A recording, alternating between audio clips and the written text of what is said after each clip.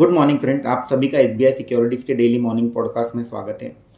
आज हम हमारे पॉडकास्ट में कवर करेंगे ग्लोबल मार्केट अपडेट्स, ऐसी कौन सी न्यूज़ हैं और कल के जो नतीजे आए कंपनीज के उनके ऊपर एक ब्रीफ चर्चा करेंगे। फंड फ्लो एक्टिविटी क्या थी और ट्रेडिंग और इन्वेस्टमेंट स्ट्रेटेजी अगले कुछ दिन की क्या होना चाहिए। पहले देख लेते हैं कि कल इंडियन मार्केट में क्या हुआ। कल हमने पाया कि मार्केट एक हरे निशान पर ओपन होकर के जब फिनिशिंग लाइन पे आया तो उसमें कहीं ना कहीं फ्लैट बंद हुआ।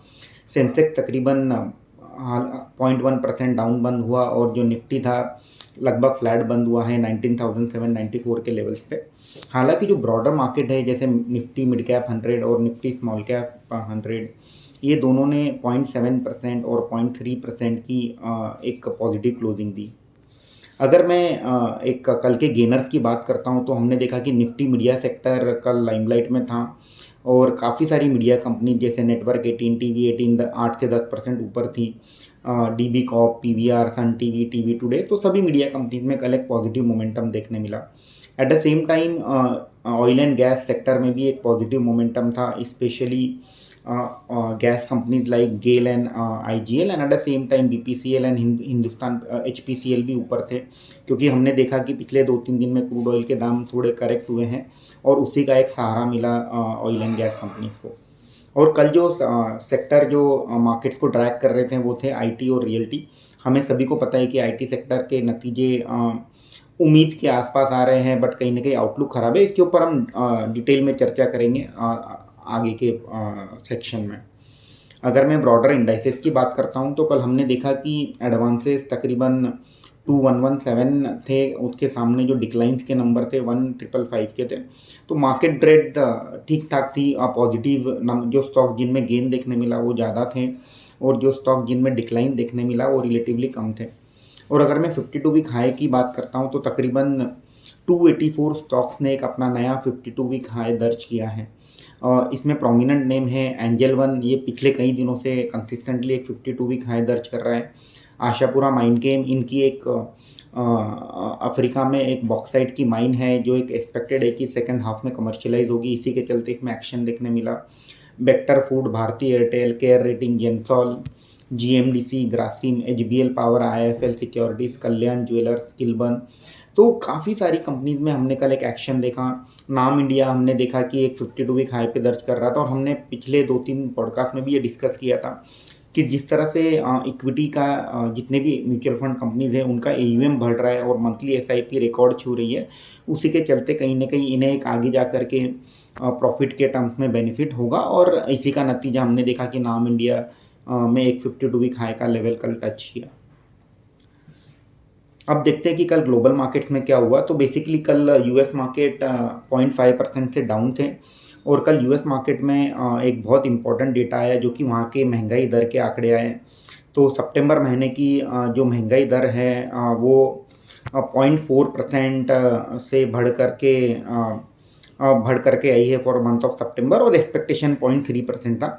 तो जो एक्सपेक्टेशन था उससे स्लाइटली ज़्यादा इन्फ्लेशन दर आए हैं। और अगर हम वहाँ के जो अनएम्प्लॉयमेंट क्लेम्स की बात करते हैं तो वहाँ का एक्सपेक्टेशन था कि तकरीबन 2,11,000 का जो अनएम्प्लॉयमेंट क्लेम आएगा। उसके सामने जो अनएम्प्लॉयमेंट क्लेम थे वो 2,09,000 के आसपास आए, तो जो कि एक पॉजिटिव डेटा था। तो कहीं ना कहीं एक मिक्स सेट ऑफ डेटा आया यूएस मार्केट से। और अगर मैं इंडियन मार्केट्स की बात करता हूँ तो इंडिया के सीपीआई इन्फ्लेशन डेटा आया। सीपीआई इन्फ्लेशन इंडिया में एक्सपेक्टेशन थी कि 5.5% आएगा, उसके सामने जो डेटा है 5% आया। ये काफ़ी एक पॉजिटिव फिगर है इंटरेस्ट रेट के परस्पेक्टिव से। और eight the same time industrial production data, जिसे हम आईआईपी डेटा कहते हैं, वो आया। उनका एक्सपेक्टेशन था कि 8.5% का ग्रोथ आएगा आईआईपी में, और वो डेटा बढ़ करके आया है 10.3%। तो ये काफ़ी पॉजिटिव डेटा है, स्पेशली इंडस्ट्रियल मैन्युफैक्चरिंग के एंगल से। अगर मैं यूरोपियन और एशियन मार्केट की बात करता हूँ तो कल यूरोपियन मार्केट भी 0.5% से डाउन थे और आज मॉर्निंग में सभी एशियन मार्केट हल्के फुल्के रेड लाल निशान पर ट्रेड हो रहे हैं। गिफ्ट निफ्टी जो कि एक अर्ली इंडिकेटर है इंडियन मार्केट्स का, आज ट्रेड हो रहा है 19,696 के लेवल पे जो कि एक इंडिकेट करता है कि 150 पॉइंट आज निफ्टी नीचे ओपन होगी और इसका मुख्य कारण होगा आईटी स्टॉक। कल हमने सबने देखा कि इन्फोसिस के नतीजे के बाद जो इन्फोसिस के एडीआर हैं जो फॉरेन एक्सचेंजेस पे ट्रेड होते हैं वो कल तकरीबन 7% डाउन बंद हुए हैं और उसका इम्पैक्ट आज हम जब ओपनिंग में इंडियन मार्केट्स पर भी देखेंगे। अगर मैं फंड फ्लो की बात करता हूँ तो कल एफआई की बिकवाली जारी रही है। कल देखा हमने 17वां कंसेक्यूटिव ट्रेडिंग सेशन है जहाँ एफआई की सेलिंग तकरीबन 1900 करोड़ की थी और वहीं डोमेस्टिक इंस्टीट्यूशनल इन्वेस्टर ने 1500 करोड़ के शेयर बाय किए मार्केट से। अगर ओवरऑल मैं देखूँ तो कहीं ना कहीं एक आज सेंटिमेंट थोड़े नरम लग रहे हैं, स्लाइटली मार्केट निगेटिव लग रहा है specially because of IT sector और स्टॉक स्पेसिफिक एक्शन जैसे जैसे रिजल्ट आएंगे उसके चलते हुए स्टॉक स्पेसिफिक एक्शन हम मार्केट में देखेंगे। अब देख लेते हैं कि ऐसी कौन सी कंपनीज हैं जिनके आज कल और परसों में नतीजे आएंगे। आज फ्राइडे है तो मार्केट जो भी नतीजे मंडे तक आएंगे उनके ऊपर मार्केट की नज़र होगी। तो उनमें से प्रोमिनेंट नेम है जैसे आज एचडीएफसी लाइफ के नतीजे आएंगे, टाटा स्टील लॉन्ग प्रोडक्ट के, डेन नेटवर्क के। कल सैटरडे को डीमार्ट के नतीजे आएंगे, दालमिया भारत के आएंगे और मंडे को नतीजे आएंगे एचडीएफसी बैंक के। तो बेसिकली ये 3-4 बड़ी दिग्गज कंपनियां हैं जिनके नतीजे को लेकर के मार्केट एक सतर्क रहेगा और इनके नतीजों को ट्रैक करने के बाद इनमें स्टॉक स्पेसिफिक एक्शन देखी जाएगी। अगर मैं रिजल्ट्स की बात करता हूं तो कल हमने देखा कि इन्फोसिस और एचसीएल टेक के नतीजे आए और एक टीसीएस के नतीजे परसों आए थे। तो हालांकि अगर मैं तीनों के नतीजों को एक शॉर्ट में समाप्त करूं तो एक चीज़ ये क्लियर निकल करके आ रही है कि शॉर्ट टर्म में कहीं ना कहीं डिमांड आउटलुक क्लाउडेड है।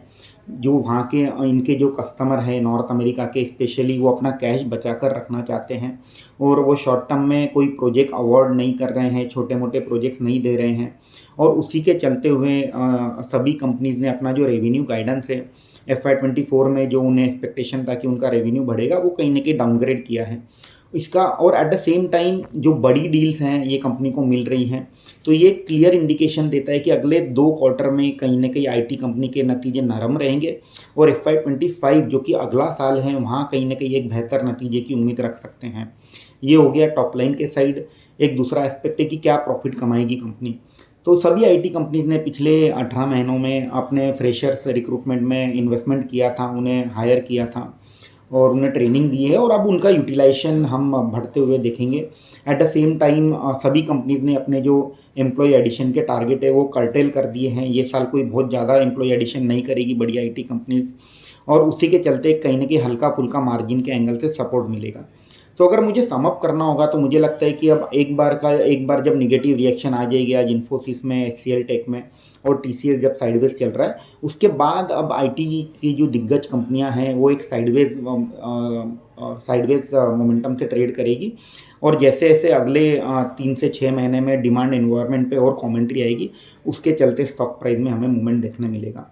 कल और 2 छोटी कंपनियों के नतीजे काफ़ी अच्छे नतीजे देखे हमने, एंजल वन और आनंद राठी बहुत ही बेहतरीन नतीजे दिए दोनों कंपनी ने। स्पेशली एंजल वन ने तकरीबन 300 करोड़ का प्रॉफिट दर्ज किया है और अगर मैं हमारा ये मानना है कि एंजल वन ये साल 1000 करोड़ का प्रॉफिट दर्ज कर सकता है और तकरीबन आज का अगर मार्केट कैप में पकड़ूँ एंजल वन का तो 17,000 करोड़ का मार्केट कैप है। तो 17 time price to earning multiple पे ट्रेड हो रहा है। मुझे लगता है कि इसमें है थोड़ा अभी भी अपसाइड की गुंजाइश है एंजल वन में और कहीं ना कहीं एक पॉजिटिव रिएक्शन हम आज एंजल वन और आनंद राठी के स्टॉक प्राइस में देखेंगे। कल एक मंथली एयर ट्रैफिक पैसेंजर का डेटा आया सितंबर मंथ का और उसमें ये पाया गया कि जो पैसेंजर एयर ट्रैफिक है वो तकरीबन 18% से बढ़ा है सितंबर मंथ में और उसमें इंडिगो जो है उसका मार्केट शेयर 63.3% से बढ़ करके 63.4% हुआ है। तो ये एक पॉजिटिव डेवलपमेंट है इंडिगो के एंगल से और पूरी एयरलाइन इंडस्ट्री के एंगल से। SJVN को एक ऑर्डर मिला है 100 मेगावाट सोलर प्लांट का बाय राजस्थान ऊर्जा विकास निगम लिमिटेड। ये एक पॉजिटिव डेवलपमेंट है SJVN के लिए from medium to long term perspective. कल गवर्नमेंट ने इरकॉन और राइट्स को एक नवरत्न स्टेटस दिया है।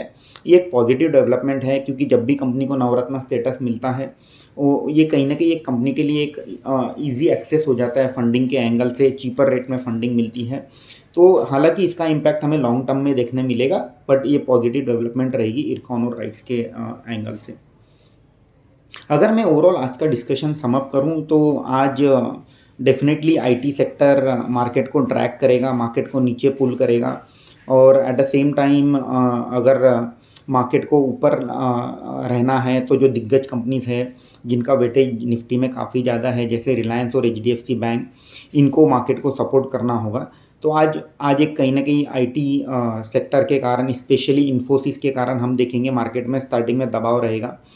स्टॉक स्पेसिफिक एक्शन चलती रहेगी। हमने देखा कि पिछले कुछ दिनों से कंसिस्टेंटली 200 से 300 स्टॉक नया 52 वीक हाई दर्ज कर रहे हैं और जो मिड और स्मॉल कंपनीज़ हैं जिनके नतीजे अच्छे आ रहे हैं, जिनमें ग्रोथ आउटलुक अच्छी है, स्पेशली जो डोमेस्टिक कंजम्पशन स्टोरीज़ हैं जैसे ऑटो एंसिलरी, इंफ्रास्ट्रक्चर, माइनिंग में एक कहीं न कहीं एक डेवलपमेंट चल रही है कि लिथियम माइनिंग की अब बिडिंग होगी और उसमें काफ़ी एक्सपेक्टेशन है कि companies like NMDC, GMDC, MOIL, इन्हें कहीं न कहीं एक बेनिफिट होगा। रेलवेज़, डिफेंस, तो बेसिकली जो डोमेस्टिक कंजम्पशन स्टोरीज़ हैं उसमें फोकस होना चाहिए और स्टॉक स्पेसिफिक एक्शन रहेगा मार्केट में। आज के लिए इतना ही। आप सबका दिन मंगलमय हो। Thank you very much. Investment in securities market are subject to market risks. Read all the related documents carefully before investing.